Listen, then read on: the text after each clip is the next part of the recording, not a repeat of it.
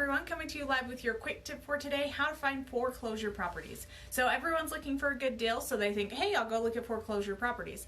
And it is actually one of the top Google trend searches of the week, so I thought I'd do a video on it today. So right now there are 11 active foreclosed properties in the state of Utah there's 40, but there's 11 in Utah County and Salt Lake County.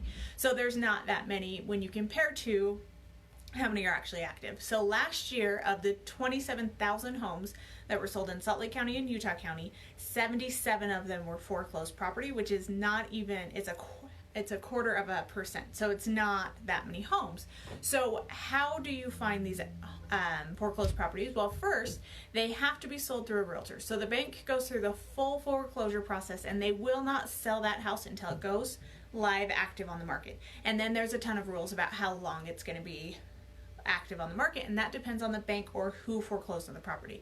There's two main types. There's HUD homes, which is if they had a Fannie Mae or Freddie Mac loan, they were foreclosed on, and now HUD is selling the home. That one's a very straightforward process. You have to wait 10 days till you can bid on it, or in that 10-day bidding period, I have to have your social to write the offer, and it's a 45-day close, and the contract's basically as is, and it is not buyer friendly. So you want to be very sure that that is the direction you're going to go when you buy that home. The other option is a bank owned, and that depends on the bank and their requirements. So HUD homes won't let investors buy the home until it's been on the market for a certain amount of time, because they want to help home ownership, and they want to help first-time homeowners get into homes. So I've seen a lot of investors that are younger, that don't have as much money to save, actually go buy those homes, move into them, live there for the required amount of time, and then move out, keep them as a rental, and buy the next one. So with bank-owned homes, it depends on the bank. Some banks have that requirement where it has to be on the market for 14 days before they'll accept offers. Other banks don't. So being active in the market daily, checking them to make sure that they're available and you meet the criteria is super important. And then if you've been searching, if you've ever Googled foreclosure list, you'll find something on Zillow called pre-foreclosures. And that is the biggest scam that Zillow does. And basically what they do is when someone gets notice of default, that information is public record, and Zillow mines for that information. They take that information, they put it on their website and say, hey, this house might be going into foreclosure, and they put a dollar amount on there that was probably the loan amount or what is potentially owed on that property. And that's what they say the bank's going to sell it for.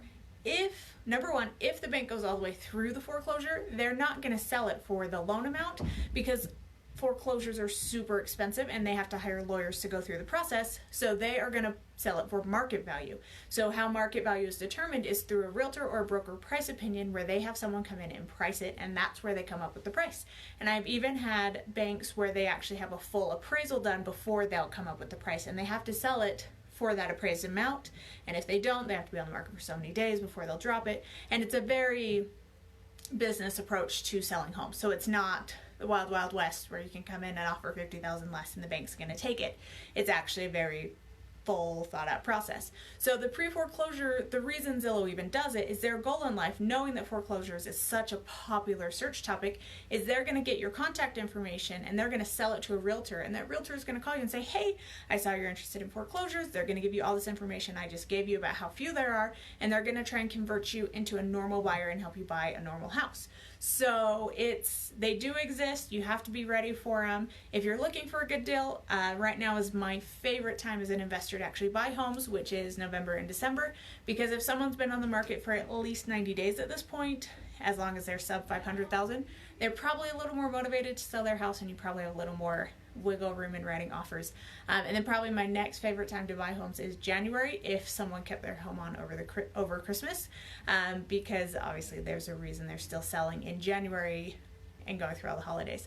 So if you want more quick tips like this, go ahead and like my page. And if you are looking to invest in real estate, I personally invest in real estate, so I understand it not just from a philosophical level, but a personal boots on the grounds, renting properties, taking care of renters. Feel free to reach out to me here, and I'd love to meet up and chat with you about that. Thanks so much for joining.